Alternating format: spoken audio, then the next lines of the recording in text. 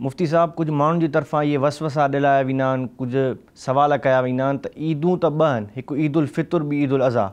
इहा तव्हां टीं ईद काॾा था मल्हायो? पहिरीं त इहा ॻाल्हि जो इहा तख़सीस करणु ऐं इहो चवणु त ईदूं ॿ ई आहिनि, टीं ईद आहे ई न। को बि शख़्स क़यामत ताईं इन जो सबूत न ॾेई सघंदो। ईद अरबी में ख़ुशी जे ॾींहं खे चइबो आहे, जंहिं ॾींहुं ख़ुशी कई वञे। ऐं इन खे ईद छो चइबो आहे? ईद जो मतिलबु आहे वरी अचणु, वापसि अचणु, छो त उहो ख़ुशी जो ॾींहुं हर साल ईंदो आहे, इन जे करे उन खे ईद जो नालो ॾिनो वेंदो आहे। हाणे ईद मीलादुन नबी जेको चइबो आहे, उन जो इहो मतिलबु न आहे त उन जा उहे ई हुकुम थी विया जेके ईद उल फितर जा ऐं ईद उल अज़हा जा आहिनि। ईद उल फितर ऐं ईद उल अज़हा जे अंदरि रोज़ो रखणु मनो आहे, जॾहिं त हिन ॾींहं में रोज़ो रखणु मनो न आहे, बल्कि नबी करीम अलैहिस्सलाम जन रखियो। त हिन खे ईद मीलादुन नबी चवणु इहो ख़ुशी जे हिसाब सां आहे, जो हर साल इहो मौक़ो अचे थो। इन ॾींहं में नबी करीम सल्लल्लाहु अलैहि वसल्लम जी विलादत थी, तंहिं करे इन खे ईद मीलादुन नबी चइजे थो।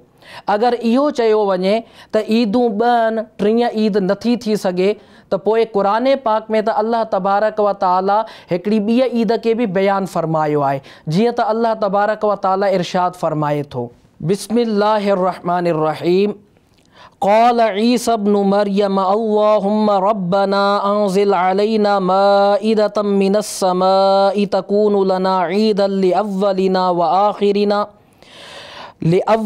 व आखिरिना व आयतम मिनका वरज़ुक़ना व अंत खैरुर राज़िक़ीन। तर्जुमो, ईसा बिन मरियम अर्ज़ कयो, ए अल्लाह, ए असांजा रब, असां ते आसमान तां हिकु दस्तरख़्वान लाह, जेको असांजे लाइ ऐं असां खां बाद में अचण वारनि जे लाइ ईद ऐं तुंहिंजे तरफ़ खां हिकु निशानी थी वञे, ऐं असांखे रिज़्क़ अता फ़रमाए, ऐं तूं सभ खां बहितर रिज़्क़ ॾियण वारो आहीं। इन आयत जो पस मंज़र इहो आहे त पाण हज़रत ईसा अलैहिस्सलाम जा जेके हवारी साथी हुया, उन्हनि हज़रत ईसा अलैहिस्सलाम खां आसमान खां दस्तरख़्वान लहण जी तक़ाज़ा कई, घुर्ज कई। उन ते हज़रत ईसा अलैहिस्सलाम अल्लाह पाक जी बारगाह में इहा दुआ कई, जंहिंजो आयत में बयानु थियो। उन दस्तरख़्वान लहण खे हज़रत ईसा अलैहिस्सलाम ईद जो नालो ॾिनो। इन जो मतिलबु इहो ई हो जो इहो दस्तरख़्वान लहण अल्लाह जी नेमत आहे, त इन ते ख़ुशी करणी आहे ऐं असां इन ते ख़ुशी कंदासीं ऐं अल्लाह जी नेमत जो शुक्र कंदासीं। त हिते इन शइ खे, यानी आसमान को दस्तरख़्वान लहण खे ईद जो नालो ॾिनो वियो। ऐं ख़ुदि हदीस शरीफ़ जे अंदरि जुमे जे ॾींहं खे सभिनी ॾींहंनि जो सरदार ऐं ईद जो ॾींहुं चयो वियो आहे। अगरि टीं ईद नथी थी सघे त पोइ जुमो टीं ईद कीअं थी वियो?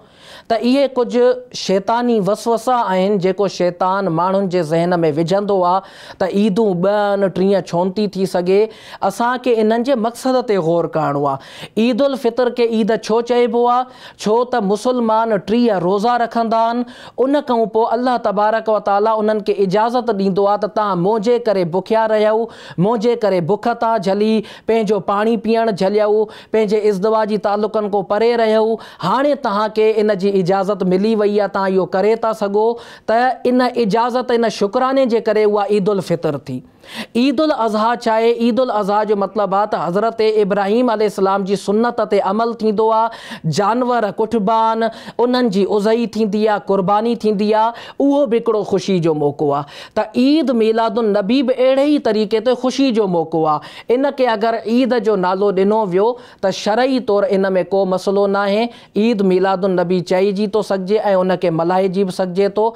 अल्लाह तबारक व ताला असांखे ईद मीलादुन नबी शरीयत जे मुताबिक़ ऐं तमामु घणो मल्हाइण जी तौफ़ीक़ अता फ़रमाए।